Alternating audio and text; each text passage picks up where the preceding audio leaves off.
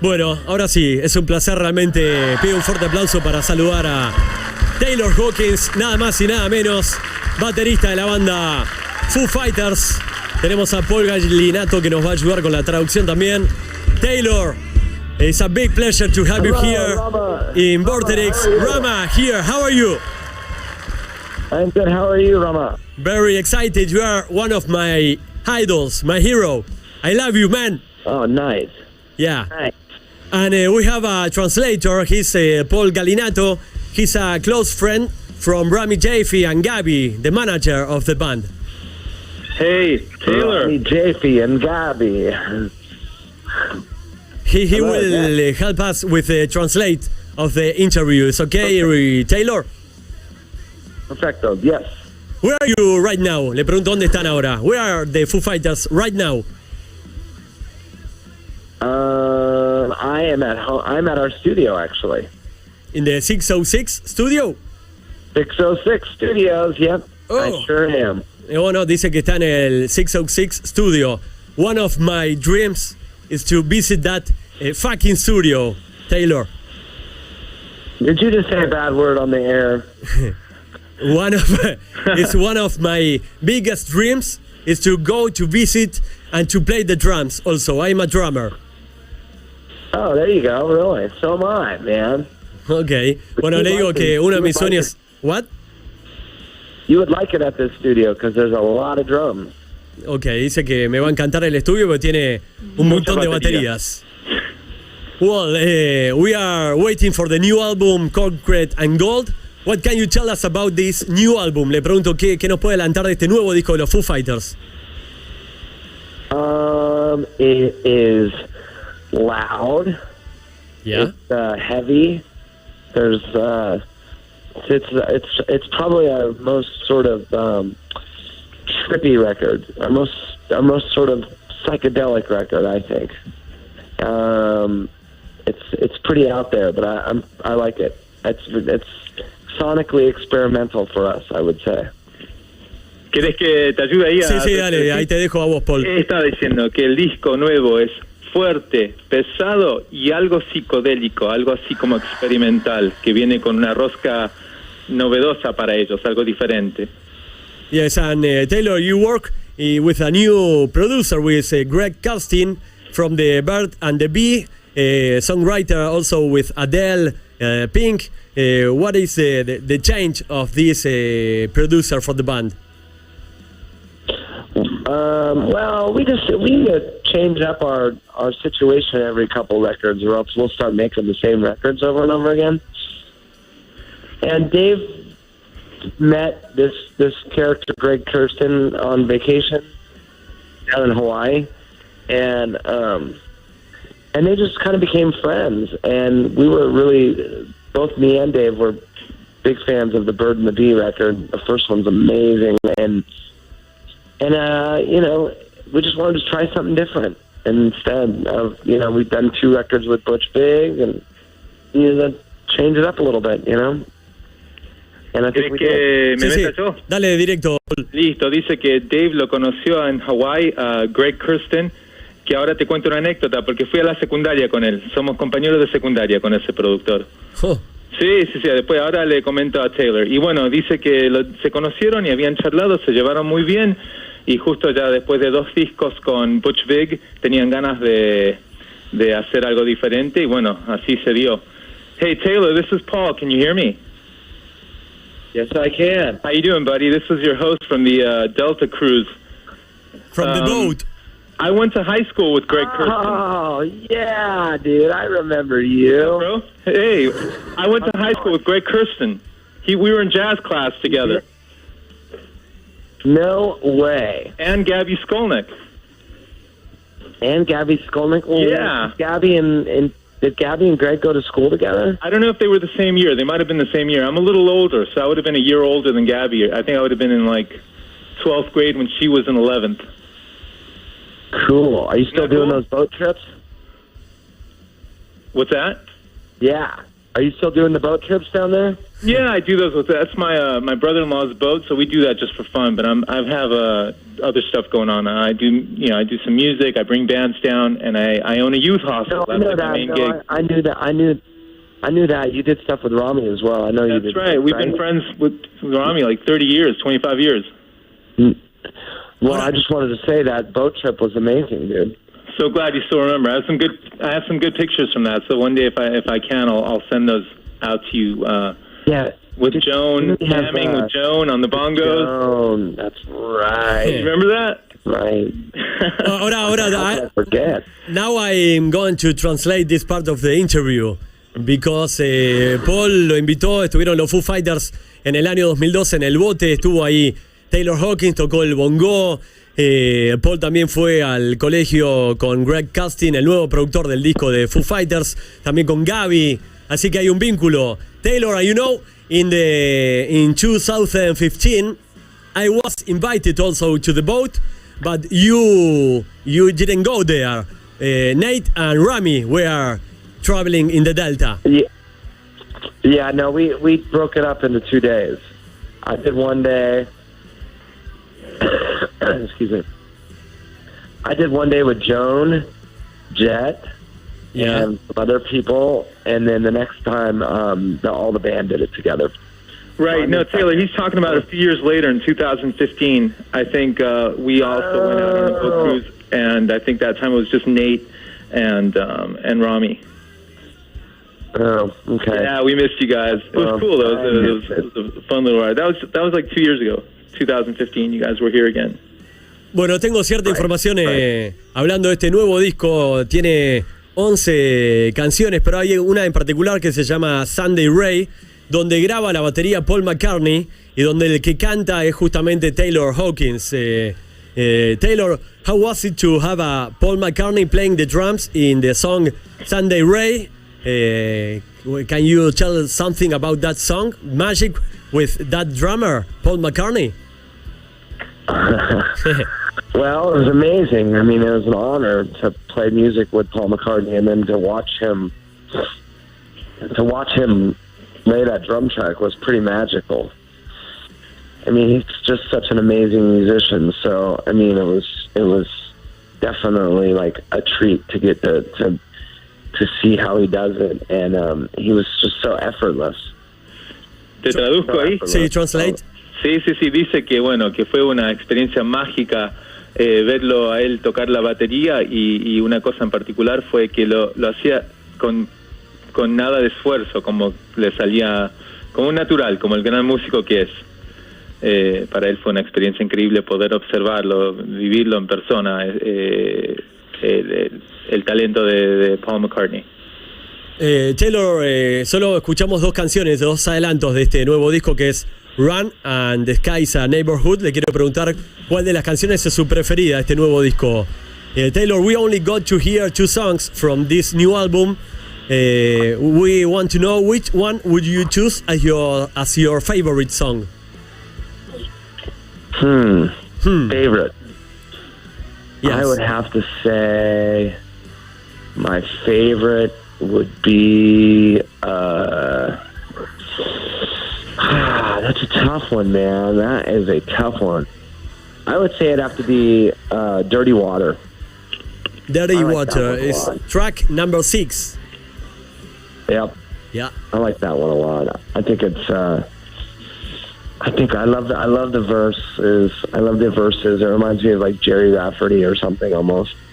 I just love it, and I love the fact that it turns into like a German metal disco at the end or something.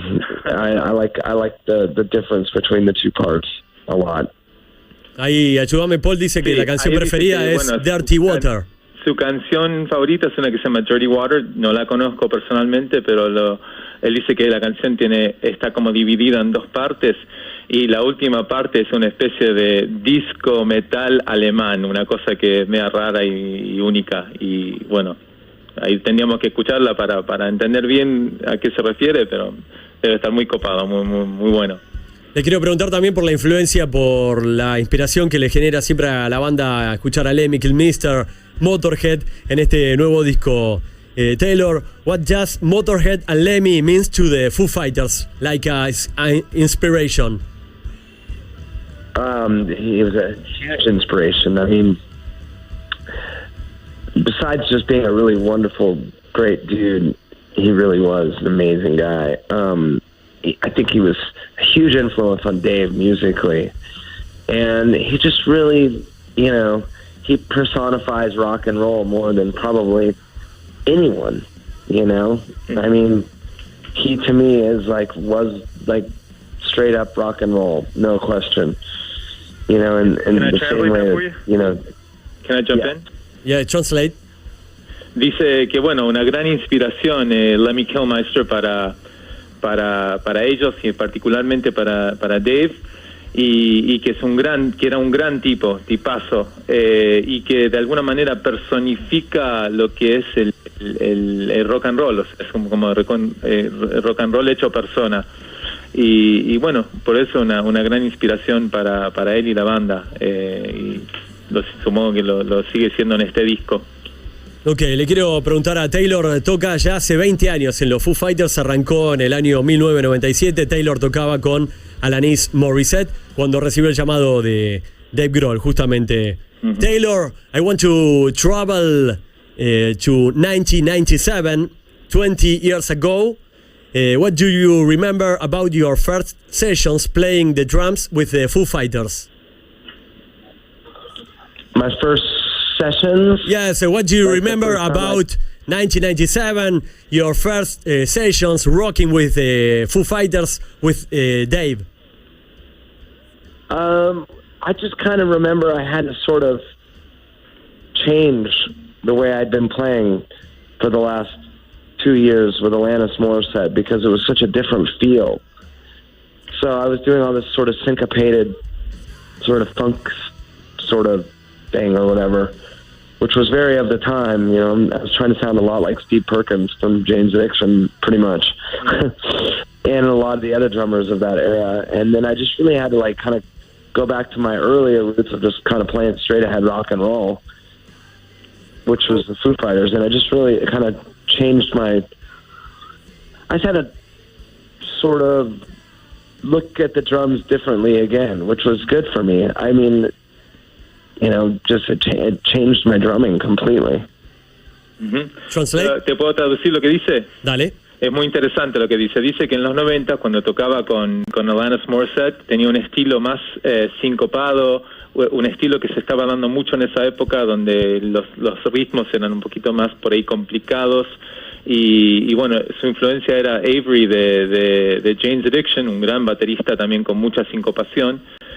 Y al empezar a tocar con Foo Fighters, tuvo que redescubrir sus orígenes, así, o rebuscar lo básico de la batería rock, que es, digamos, lo que todos sabemos que es el 4/4 y la energía del rock. Y bueno, tuvo que más o menos cambiar su estilo para poder adaptarse a lo que era el estilo del rock de Foo Fighters, algo así. Muy bien. Le quiero preguntar si había imaginado Taylor que su vida iba a ser todo rock and roll, si esto era uno de sus sueños de tocar en una banda, de tener tanto éxito. Taylor, did you imagine that your life would be all about rock and roll, playing the drums? Was this your dream?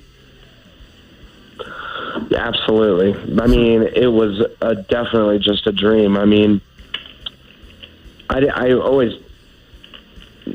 would dream of being in a big rock and roll band, but I never really thought it could really happen, to be honest. I mean, I always thought, well, that'll never really happen. I mean, the first time I ever got a paycheck to play drums, the first time I ever got paid in high school, when I think we did a dance or something, the first time I ever got a check and went to the bank and cashed it for playing rock music was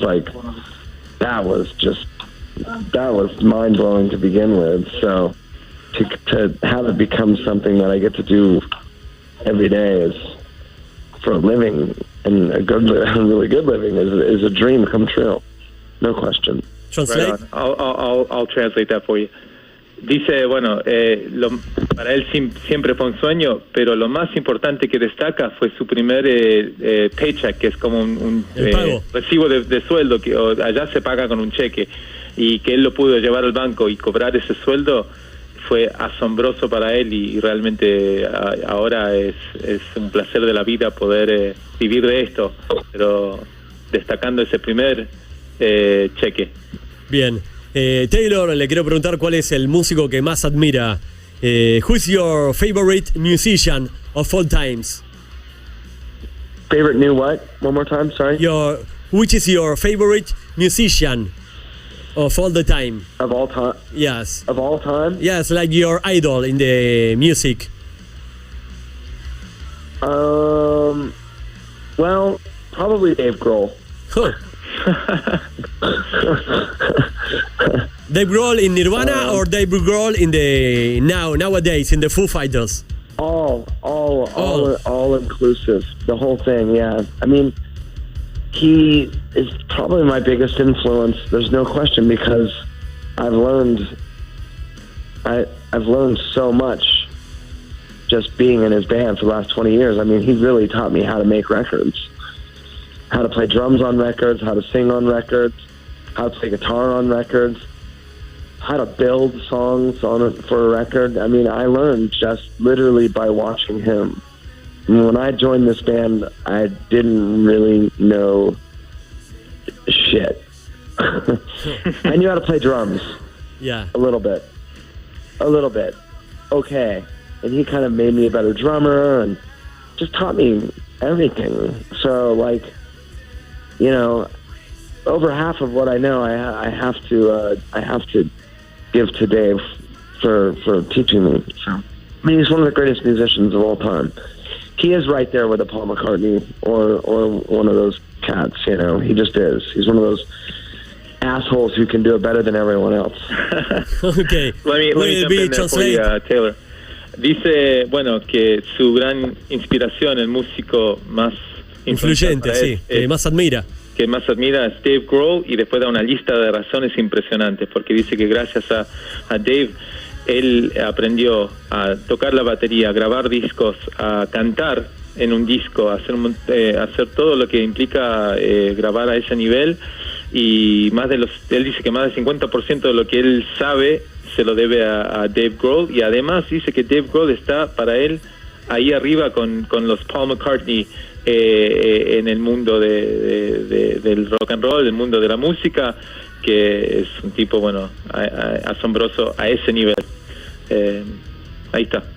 Bueno, de primera. Y tenemos parte de lo que fue Foo Fighters tocando en Tokio, en Japón, con Rick Astley. Tocaron hace unos días Never Gonna Give You Up. Taylor, what can you tell us about playing with Rick Astley in Tokyo, in Japan, this song and the drums? We are like Smell Like Teen Spirit from Nirvana. Would you please welcome? Yeah? Yeah. All I can say on that is I really wish I could go back to 1987 and tell my 15 or 16-year-old self, however old I was in 87, I can't really think about it right now, and say, one day you are going to play Never Gonna Give You Up with Rick Astley in a stadium. Y así sonaban. Paul, hacernos la traducción. Te traduzco lo último que dijo.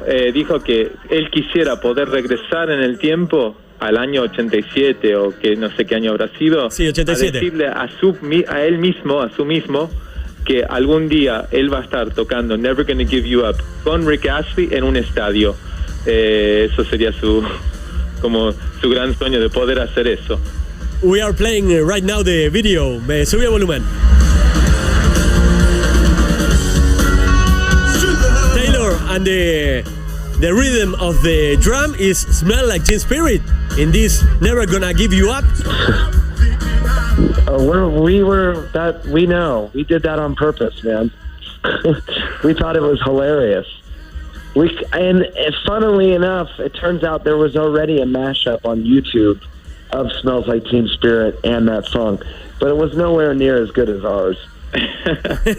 Translate, Paul. ¿Entendiste? Translate igual para todos. Sí, dice que bueno, que eso lo hicieron a propósito, tener Smells Like Teen Spirit mezclado con ese tema, y se dieron cuenta después que en YouTube ya había un mashup de esos dos temas, de Smells Like Teen Spirit y el tema de Rick Astley. El de ellos es mucho mejor, no, el de YouTube no le llegaba a los talones. Y le quiero preguntar si es la primera vez que toca un tema de Nirvana con Dave Grohl. Era un mashup, digamos, pero Taylor, this was the first time you are playing like a rhythm of Nirvana with Dave in the stage?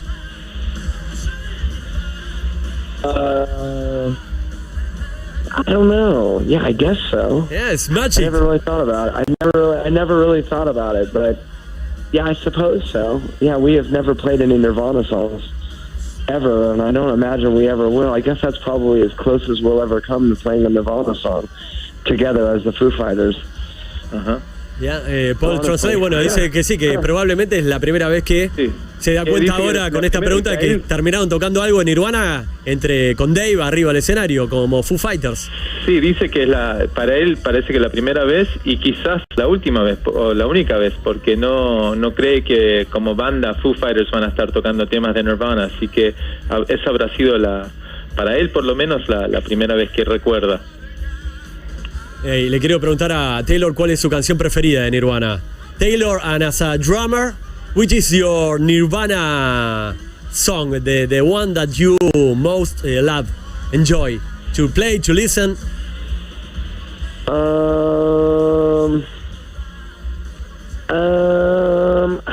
I couldn't even tell you. I mean, I don't think there's one note out of place on either of those records. I love all of it. I mean, I love Very Ape. I love what's the one that Breed. I like Breed. I love the simpleness of like All Apology. Oof. I like I don't think there was ever, I gotta be honest, they never had a chance to make bad records. Good. Le gustan todas, ¿no? They never did. They're just really, I don't think there's a note out of place on any of those records, especially the two Dave Grohl records. I think are perfect. Nombró al principio Very Ape. I think everyone would agree. Paul, translate, please. Sí, dijo algunas de sus canciones favoritas que ya las habrán escuchado lo que él dijo, Very Ape, por ejemplo. Pero lo más interesante que me gustó que dijo que Nirvana no tuvo la oportunidad de hacer un disco malo, o sea, una canción mala. Para él, todo lo que hicieron los discos con Grohl, para él están perfectos, no les falta una nota, no hay nada fuera de lugar. Y bueno, eso, su opinión es más o menos así, todo es de primera. Bueno, se viene ahora el Cal Jam, arranca en San Bernardino, en California, la gira de los Foo Fighters. Tiene más de 20 shows ahora presentando este nuevo disco. Le voy a preguntar a Taylor cómo se están preparando para esta gira, para estos shows. Taylor, are you ready for the Cal Jam and the tour for all the USA? Well, I'm doing everything within my power to get ready. Yeah. You're never really ready. It's going to be a lot of rocking, and, I'm 45 years old, so I'm going to go out there and just freaking, kick ass as hard as I fucking possibly can and never let up. And that's hard, and that's our job, is to go out there and give everything that we fucking have every time we get up on stage. So, am I ready for it? I can't even think about it, or I'll freak out. So, no, I'm not ready. But I'll be ready when I get there. Okay, translate. Sí, dice que va a hacer todo lo posible para prepararse. No sabe si va a estar listo, pero es su trabajo es eso, es estar ahí listo para rockear. Él tiene 45 años, que igual es un pibe, por lo menos para mí. Y bueno, cuando llegue el momento va a hacer todo lo posible para estar a la altura del evento. Taylor, this is Paul talking to you. You guys are doing that in Glen Helen National Park, is that right? The CalFest? Yes. I was there in 1983 for the US Festival, Heavy Metal Day. I don't know if you're too young to remember that thing, but I was 14 No, years dude, old. my brother was at the New Wave Day. Oh, 3 years later, I wanted to kill myself for having gone to Heavy Metal Day instead of New Wave Day. But at that time, I was 14, and all I wanted to see was like Judas Priest and I don't know, Triumph or something. Yeah. Well, who else was on the Metal Day? Was Van Halen on that? I think Quiet Riot opened up, or Motley Crue. Motley Crue, Quiet Riot, Ozzy. That's pretty fucking amazing, Judas Priest, dude. Triumph, and Van Halen, who took like 2 hours to show up.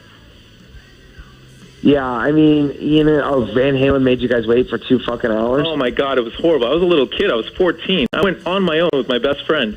We took a bus at 6 in the morning and spent the whole day there. We obviously we didn't know better, so we didn't take water, we didn't take snacks, and we had a bunch of like older kids who were like 18 or 20 taking care of us. Like, what are you kids doing here by yourselves? And your parents let you do that? Yeah, my mom was, she was like a single mom, and she was like, yeah, go, you're gonna have fun. She didn't know any better. Well, you know what, dude? I think awesome. that's good. I think that's what's wrong with kids today, man. I'll tell you something. When I was 6 or 7 years old, I would ride my bike all over like West LA by myself. That's what life was like back in the 70s. Dude, today, I don't know if I'd let my kids do that, but that's what things have changed. I read that Slash. I read that Slash biography. I haven't read it. Tell me. It just, he talks about that's what they did. I mean, they all just, and the Chili Peppers and all those guys, they all just rode there, and Pat Smear, you guys all just walked around the streets of Hollywood in your early teens and your even younger and before, and even younger. It's pretty amazing. I mean, and you know what? It's not like LA wasn't fucking sleazy then either, dude. It was sleazy. I remember at 11 years old being asked by some dude, "Are you a fag?" That happened when I was 11, but I would still go out and ride my bike all over and go buy my records in West Hollywood. In Westwood. Dude, read the Guns N' Roses biographies. Read Steven Adler's and read fucking Slash's, dude. All right, we'll do. Which one first? So we need to translate, Taylor. Wait a minute, please. Paul. Fucking Paul, my translator. We have to translate. Paul, algo le contás que has ido a este lugar donde va a estar tocando ahora la banda y que había sido en bicicleta, en colectivo, que tu mamá te dejaba. Resumí, por favor. Dame un segundito. Taylor, is this taking too much of your time? I mean, you're being very gracious, but I also don't want to. I don't know what the time slot was for this interview. Well, this was the last one, so I think they just let it go. I don't really care. Let's do another couple minutes, okay? All right. Dice que puede ser un par de minutos más. Bien. I'm going to just quickly go over what we just talked about because he's freaking out. He wants to know a little bit what's going on. So I'll also mention the biographies. One was Adler's and the other one was Slash's. Is that what you said? Yes. All right. Yeah. Bueno, estábamos comentando de la vida en los 70 en Los Ángeles. Era totalmente diferente, quizás en todo Estados Unidos, porque... Por ejemplo, en mi caso, creciendo en Los Ángeles en los 70, yo salía en bici y conocía toda la ciudad de Los Ángeles, por lo menos donde vivía yo. A los 7, 8 años salía a comprar discos de vinilo y bueno, así iba. Hoy en día, por ejemplo, no creo que yo dejaría a mis hijos andar por Buenos Aires con 7, 8, 9 años, pero los tiempos eran distintos. O sea, no digo que... Él mismo dijo que Los Ángeles por ahí igual era un poco así tenebroso, un poco complicado, pero eran tiempos como más inocentes. Y por otro lado, él recomienda que leamos los biografías de Slash y de Steven Adler, porque habla mucho de lo que era la vida en Los Ángeles, por ejemplo, en la época que yo crecí ahí. Ok. Eso, bueno, dale. Bueno, ya hacemos las últimas preguntas. The last questions, Taylor, and we are ready, ¿ok? Ok. Le quiero preguntar qué recuerda, qué opinión tiene de los fanáticos de Argentina. Ya tocaron 3 veces en el país, 2 veces en el 2012 en el estadio de River y en el 2015 en el estadio de La Plata. Taylor, how would you describe the Argentinian fans, the crowd from Argentina in your 3 shows in this country? Loud. Loud. I mean, we kind of get spoiled when we come down to South America in general. You guys are just fucking lively. So that's the only way I could describe it, is loud. ¿Escuchaste? ¿Entendiste lo que dijo? Sí, pero traducilo para todos. Volumen, que los argentinos muy fuerte volumen, potente. o sea, la respuesta, y especialmente Latinoamérica en general y especialmente en Argentina, y son muy lively, que es como decir, tienen mucha vida, mucha vibra. Taylor, speaking of Argentine fans, could you give a shout out, please, to Foo Fighters Argentina, who are such big supporters of the band? I don't know if you've heard about that group here. No. I know the people that run it, and we would really dig if you could do a little shout out to the whole Foo Fighters Argentina community. Okay. Foo Check Fighters it out, Argentina is what they're called. Check it out, Foo Fighters Argentina. We thank you so much for helping us spread the good word of the Foo. And we love you. And we will be down there, I believe. When are we coming there? Do you know? When, Taylor? When in Argentina? Can you give us that answer, please? ¿Cuándo vienen los Foo Fighters a la Argentina? Taylor, we need an answer. I can't tell you because I don't know. I never know. I know that we're coming. I know we're gonna. But I can't tell you because I don't know. I swear to God. I don't like to know what I'm doing except for like 2 weeks ahead of me. I never think past 2 weeks. Because if I think past 2 weeks, I will start losing it. I will freak out. You know, Okay. It's like asking you to be worried about something in a year. Like, you just can't. You just got to put your feet in front of you, because I'm just sort of, I'm a spaz that way. So if I have too much in my brain, I start to freak out. So I just know I know what I'm doing for the next 2 weeks, but I know that we're coming there. I have no idea when. I can honestly tell you that. I'll jump in and just quickly translate that. Translate, Dice please. que la verdad no tiene idea, la verdad jura que no sabe, pero él generalmente no sabe lo que pasa más allá de 2 semanas, porque si él supiera todo lo que tiene que hacer después de 2 semanas, se vuelve loco. Es demasiado para su cerebro, porque él es un poco loco en ese sentido. Así que hasta 2 semanas más o menos sabe, pero la verdad no tiene idea, pero sabe que vienen. Okay. You know, Taylor, I was in the dress room, in the backstage of La Plata Stadium in 2015. We drink a beer with Dave. After the show, we give him a paint of Dave. I don't know if you remember that. Le cuento que le dimos a Dave un cuadro con Domenech y que tomamos una cerveza con la banda. Yeah. He's saying that, I don't know if you remember that an artist named Sebastian Domenech gave Dave a painting. I don't know if you saw that. Of Dave. A painting of Dave? No, I didn't see that. Or maybe I think I saw that. Yeah, before the show, we drink a beer. We are two fans there inside the dress room, the backstage. I can't remember that. I got to be honest. If they would have painted a picture of me, I'd probably remember that. But I can't remember. Sí, I can't remember. No se acuerda exactamente, pero si hubieran pintado un cuadro de él, se acuerda seguro. Bueno, 2 últimas preguntas. Él me parece que dijo 2 minutos. Te aviso nomás para que no se. Okay, la última. No se te canse. Okay, Taylor, this is a rare question, and this is the last question. What song would you like to be played at your funeral? If you have to choose any song, which one? Sweet Euphoria by Chris Cornell. ¿Escuchaste? Chris Cornell, ¿qué canción? Sweet Euphoria. Euforia dulce. Euphoria. Sweet Euphoria. And why? Euphoria. Mine is hard, you soul. I love that song. It's so beautiful. You know, sorry, Taylor, do you know Yogi Lonick, who used to play with Chris Cornell? Hey, listen. Listen to this. Listen to that. Oh, man. Listen to that. Oh, what a song, Taylor, this one. God. Oh man, that's awesome. He was so fucking beautiful, man. He was a beautiful looking man. He was his voice was beautiful. His soul was beautiful. A true rock star. I am just That's a true rock star. Heartbroken that he ain't here anymore. Translate, please, Taylor.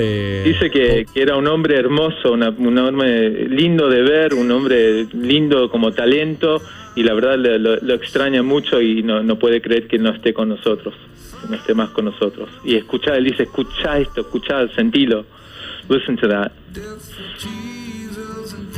La canción que elegiría Taylor para su funeral. Taylor, thanks a lot for your time. You know, I have a big dream. Is to fly to meet you in the 606 studio. I'm 40. I have 4 kids, a beautiful wife. I'm a surfer. I play the drums, and that would be a big dream for me. You can answer whatever you want. Well, you just described my life almost. Well, we have to meet. We have to drink a beer when you want. That would be great. I'm 45. So I'm older than you, and I only have 3 kids. So I don't know why you have that 4th one. You're crazy. Yeah. But other than that, and I live in LA, and you live over there. But other than that, we're pretty similar. Yeah. Well. Dice que él tiene 45, tiene 3 hijos, no 4, y aparte de que él vive en Los Ángeles, son bastante similares ustedes. I would join that group as well because I got 2 kids. I surf. I'm an okay drummer. I'm not bad, but I'm a bass player. And I'm 48, so I'm older than all you guys. Okay. We got a good little club there. Good club. Yeah, it's great. It's beautiful out here. Taylor, on my behalf, I just want to say thank you so much, man. You've been so gracious. Thanks a lot, Taylor. Well, I'll see you. I'll obviously see you when we're down there. Oh yeah, for sure. And please give a big hug to my bro, to Rami. I will indeed. Say hi to Gabby, who I think is she still with you guys? Gabby Skolnick. Oh yeah. All right, send her a big hug. She's a high school buddy of mine, and if you see Greg Kirsten, tell him Paul from Jazz Class says hi. I will. All right, brother. I will. Great catching up with you. Thanks a lot, Taylor. Bueno, saludos a todos. Thanks a lot a toda la gente de Sony Music. Taylor, thanks a lot. And please, come again to Argentina. Please, you can do it. We will. Don't worry. Okay, see you. We will. Bye-bye. Thanks a lot. Bye-bye. Taylor Hawkins en vivo y charló un rato largo, ¿eh? Sí, la verdad, re buena onda. Muy